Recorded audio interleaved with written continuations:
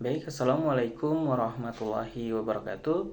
Perkenalkan, saya Muhammad Adi Tahu dengan NIM 9414240111 dari kelas E. Baik, pada kesempatan kali ini saya akan membahas studi kasus fintech syariah, yaitu kasus yang terjadi pada Capital Boots.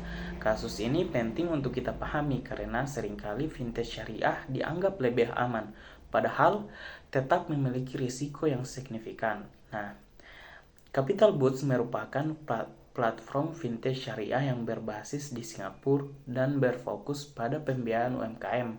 Platform ini mengubah prinsip-prinsip syariah seperti murabah dan wakalah sehingga tidak menggunakan sistem bunga, melainkan berbasis pada transaksi real dan bagi hasil.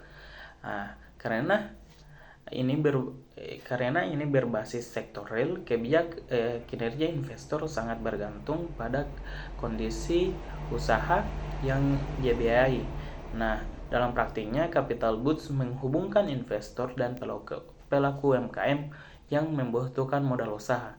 Investor menanam dana pada proyek tertentu, kemudian mendapatkan keuntungan dari usaha tersebut. Artinya jika usaha berjalan baik, maka investor untung. Tetapi jika usaha bermasalah, maka investor juga ikut terdampak.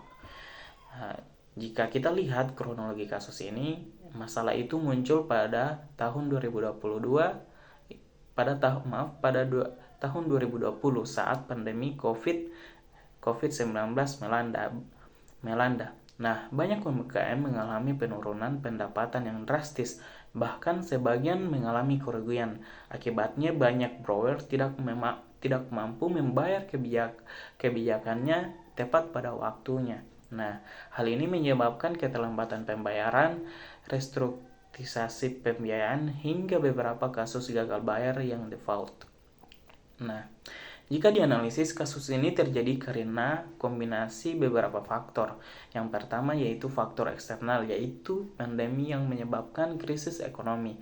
Yang kedua, kelemahan dalam proses screening UMKM. Yang ketiga, adanya asymmetric information, di mana informasi usaha tidak sepenuhnya transparan. Dan yang keempat, adanya moral hazard dari berbagai borrower. Nah, risiko utama dalam kasus ini adalah gagal bayar karena pembiayaan berbasis usaha nyata. Maka, ketika usaha mengalami penurunan, kemampuan untuk membayar juga ikut menurun. Berbeda dengan sistem berbasis jaminan tetap. Di sini risiko lebih langsung dirasakan oleh investor. Nah, masalah lain adalah asymmetric information. Banyak UMKM tidak memiliki laporan keuangan yang standar dan transparan. Hal ini membuat investor sulit menilai apakah usaha tersebut benar-benar layak dibiayai atau tidak. Nah, selain itu, terdapat juga moral hazard dari pihak borrower. Beberapa pelaku usaha tidak menggunakan dana sesuai tujuan atau tidak memberikan laporan yang jujur mengenai kondisi usahanya. Hal ini semakin memperbesar risiko kerugian bagi investor. Nah, dampak dari kasus itu sendiri ini cukup signifikan, yaitu investor mengalami keterlambatan pengambilan dana, bahkan potensi kerugian. Selain itu, kepercayaan terhadap fintech syariah juga menurun karena banyak yang mengira sistem syariah pasti aman. Nah, secara keseluruhan, kasus ini menunjukkan bahwa fintech syariah memiliki risiko yang kompleks. Nah, tidak hanya berasal dari sistem keuangan, tetapi juga dari sektor real, kualitas SDM UMKM, serta kondisi ekonomi secara umum. Nah, dari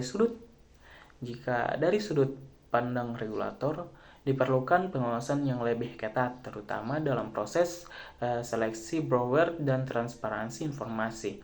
Nah, regulator juga harus memastikan bahwa platform memiliki sistem monitoring yang baik terhadap penggunaan dana. Nah, jika saya jadi regulator, ada beberapa langkah yang mungkin bisa dilakukan, antara lain yaitu meningkatkan kualitas screening UMKM. Yang kedua, mewajibkan laporan keuangan yang lebih transparan.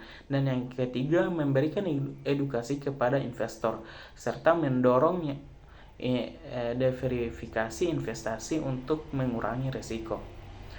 Sebagai kesimpulannya, fintech syariah memang menawarkan sistem yang lebih etis, tetapi juga tidak bebas dari risiko. Oleh karena itu, pemahaman terhadap risiko, transparansi, dan pengawasan yang baik menjadi sangat penting dalam menjaga keberlanjutan sistem ini, agar tidak terulang lagi kasus seperti ini lagi.